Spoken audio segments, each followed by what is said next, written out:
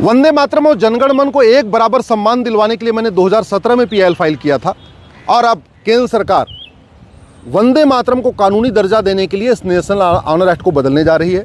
इसके लिए मैं केंद्र सरकार, विशेष रूप से माननीय प्रधानमंत्री जी का धन्यवाद देता हूं कि देर से ही सही लेकिन कम से कम अब नेशनल ऑनर एक्ट बदला जा रहा है। पूरा का पूरा आज़ादी का आंदोलन वंदे मातरम से हुआ। पहला जो हमारा झंडा डिज़ाइन किया गया उस पर वंदे मातरम लिखा था। वंदे मातरम के नाम से गज़ल गाई जा रही थी, वंदे मातरम के नाम से नाटक खेले जा रहे थे, वंदे मातरम के नाम से अखबार निकल रहा था।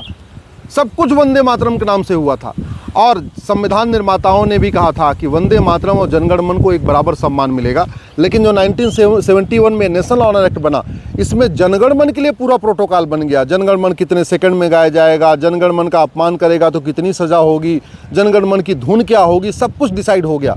लेकिन इस कानून में वंदे मातरम को शामिल नहीं किया गया। नतीजा ये हुआ, वंदे मातरम की अनेकों धुन चल रही है। वंदे मातरम का कोई टाइम फिक्स नहीं है तो कोई अपने अपने हिसाब से लोग गा रहे। वंदे मातरम के लिए अगर कोई खड़ा नहीं होता तो उसको कुछ होता नहीं, क्योंकि कानून में कहीं व्यवस्था नहीं थी। अब सरकार इस कानून को बदल रही है। इसका मतलब ये हुआ अब वंदे मातरम का टाइमिंग जो गाने का है वो भी फिक्स हो जाएगा, वंदे मातरम की धुन भी फिक्स हो जाएगी और वंदे मातरम का इंसल्ट करने पे एक अपराध माना जाएगा और उसको सज़ा भी हो सकती है। लेकिन जो इसमें सज़ा का प्रावधान है वो है मैक्सिमम 3 ईयर्स, यानी वो 0 भी हो सकता है, 1 महीने भी हो सकता है, मैक्सिमम 3, मिनिमम का कोई प्रावधान नहीं। दूसरा ये भी लिखा हुआ है कि फाइन भी हो सकती है, पेनाल्टी भी हो सकती है। मुझे लगता है इस सज़ा को ठीक करने की ज़रूरत है। अगर जब कानून बदला जा रहा है तो इस नेशनल ऑनर एक्ट में जनगण मन और वंदे मातरम का अपमान करने पे मिनिमम 3 ईयर और मैक्सिमम 7 ईयर का जो है सज़ा होना चाहिए। कम से कम 3 साल और अधिकतम 7 साल की सज़ा होनी चाहिए। दूसरा, चूँकि ये जो लोग अपमान करते हैं वंदे मातरम का या जनगण मन का, वो जानबूझ के करते हैं। तो वंदे मातरम का जो अपमान किया जाता है वो राजनीतिक लाभ के लिए किया जाता है, पॉलिटिकल फ़ायदे के लिए किया जाता है, कई बार लाइमलाइट में आने के लिए किया जाता है, कई बार अपना वीडियो वायरल कराने के लिए किया जाता है। इसलिए इसमें कम से कम 3 साल की सज़ा, अधिकतम 7 साल की सज़ा और कम से कम 5 लाख रुपए का जुर्माना भी भरना चाहिए। सामान्य व्यक्ति ऐसा अपराध नहीं करते। ये नेता जो बनने के चक्कर में, अपने आप को प्रसिद्धि पाने के चक्कर में लोग वंदे मातरम का अपमान करते हैं, इसलिए उनके ऊपर कम से कम 5 लाख रुपए पेनाल्टी भी होनी चाहिए। और अपराध तभी कम होता है जब सज़ा फटाफट मिले। 30 साल 40 साल मुकदमा चलने पे कोई अपराध कम नहीं होगा। अपराध तो तभी कम होगा जब 1 साल के अंदर सज़ा हो, 1 साल के अंदर जुर्माना हो, तब व्यवस्था होगी।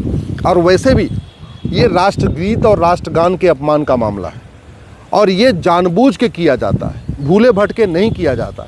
तो जो व्यक्ति राष्ट्रगीत का अपमान करे, राष्ट्रगान का अपमान करे, मुझे लगता है उसको भारत का नागरिक कहलाने का अधिकार नहीं है। इसलिए इस कानून में सिटीजनशिप को ख़त्म करने का भी प्रावधान रखना चाहिए। अगर हम कानून को बदल रहे हैं तो ऐसा कानून बनाएं जिससे दोबारा कोई वंदे मातरम का अपमान करने की हिम्मत न करे, ज़रूरत न करे, दोबारा मुकदमा दर्ज ही न हो। कहते हैं prevention is better than cure. तो इसका तरीका यही है, जब कानून बदला जा रहा है, वंदे मातरम की धुन तय हो रही है, वंदे मातरम का गाने का समय तय हो रहा है, वंदे मातरम को अपमान करने पे सज़ा की व्यवस्था की जा रही है, तो इसमें कम से कम 3 से 7 साल की सज़ा हो, लगभग 5 लाख रुपए से 10 लाख रुपए का जुर्माना हो और सिटीजनशिप ख़त्म करने का प्रावधान होना चाहिए। क्योंकि राष्ट्रगान, राष्ट्रगीत का अपमान ये देश का अपमान होता है और जब देश का अपमान है तो फिर उसमें सिटीजनशिप ख़त्म कर देनी चाहिए। ऐसे व्यक्ति भारत में रहें, पड़े रहें, कोई बात नहीं, वो खाएं पिएं, जैसे इंसान रहता है जीता वो भी जिएं। लेकिन ऐसे लोगों को न चुनाव लड़ने का अधिकार मिलना चाहिए, न उनको वोट देने का अधिकार मिलना चाहिए, उनकी नागरिकता ख़त्म करनी चाहिए। तब जाके लोग भयवश दोबारा कभी ज़रूरत नहीं करेंगे, हिम्मत नहीं करेंगे। नहीं तो प्रसिद्धि पाने के लिए, अपने वोट बैंक को ठीक करने के लिए, कई बार अपने आप को नेता बनने के चक्कर में लोग वंदे मातरम का अपमान करते हैं। वंदे मातरम गाया जाता है तो खड़े नहीं होते हैं।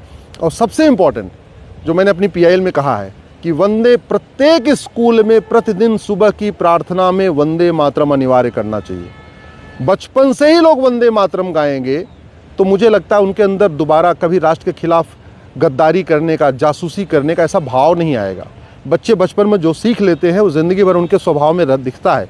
इसलिए प्रत्येक स्कूल में वंदे मातरम अनिवार्य करना चाहिए।